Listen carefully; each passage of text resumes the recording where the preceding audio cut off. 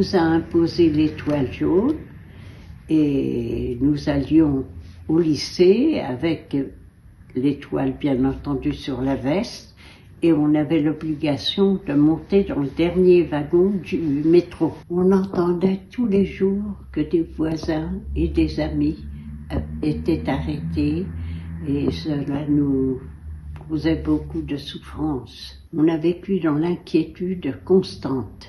Nous entendions des rumeurs comme quoi les Juifs étaient déportés et ne revenaient jamais d'Auschwitz.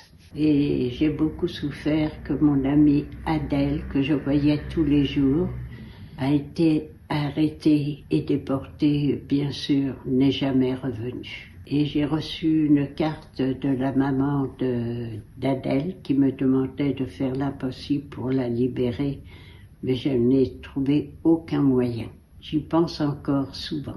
Quand on était à Paris, on a entendu un homme juif qui allait chercher son pain et s'est retrouvé dans la rue. Comme il y avait eu un attentat contre les Allemands, une vingtaine de personnes ont été alignées et fusillées dans la rue. Mais pas que des Juifs, que les passants qui passaient.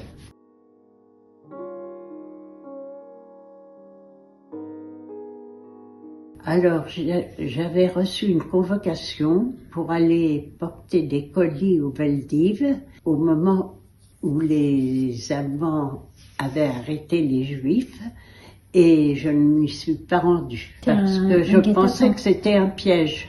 Une nuit, alors que nous dormions tranquillement, à 6 heures du matin, on a entendu cogner à la porte et c'était la police française qui venait arrêter ma tante qui vivait avec nous et qui n'était pas française. Je l'ai accompagnée au commissariat et après qu'on lui ait posé plusieurs questions, je suis rentrée chez moi et elle est restée avec des amis qui, malheureusement, ont été déportés avec elle. Elle n'est jamais revenue, bien entendu.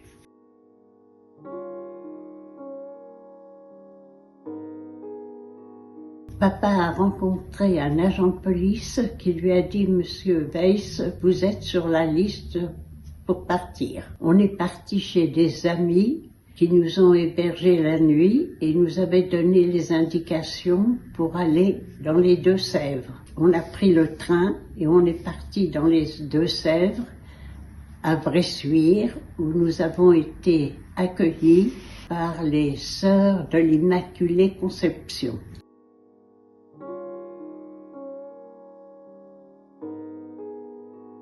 Ça s'est très bien passé parce que c'était la période des vacances.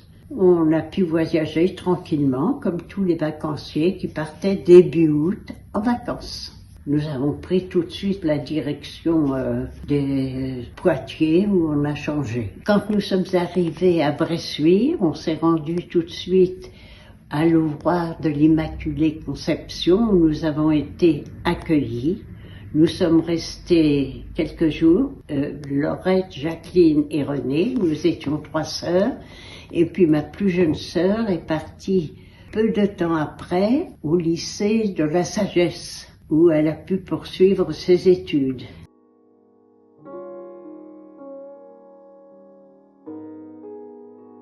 Oh, une vie très calme, tranquille. J'ai jamais vu un Allemand à Bressuire. Et je travaillais chez monsieur et madame Gauthier.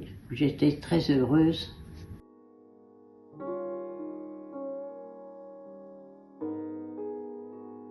Mon père est allé se cacher dans une ferme et nous sommes restés chez les sœurs de l'Immaculée Conception, les 3 filles, ensemble pendant quelques jours. Puis ma plus jeune sœur est partie chez les sœurs de la Sagesse pour suivre ses études.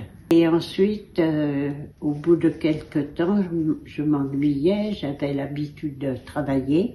J'ai demandé à Mère Gertrude que je voudrais travailler. Et elle m'a présenté à monsieur Gauthier, qui était un pharmacien à Bressuire et qui a bien voulu m'engager en connaissant toutes mes origines, Et ensuite, je suis restée chez monsieur et madame Gauthier pendant plus d'1 an à travailler. Et j'étais très très bien accueillie, très bien reçue. Pendant les vacances, j'étais avec eux. C'était des gens remarquables, généreux, que je n'oublierai jamais.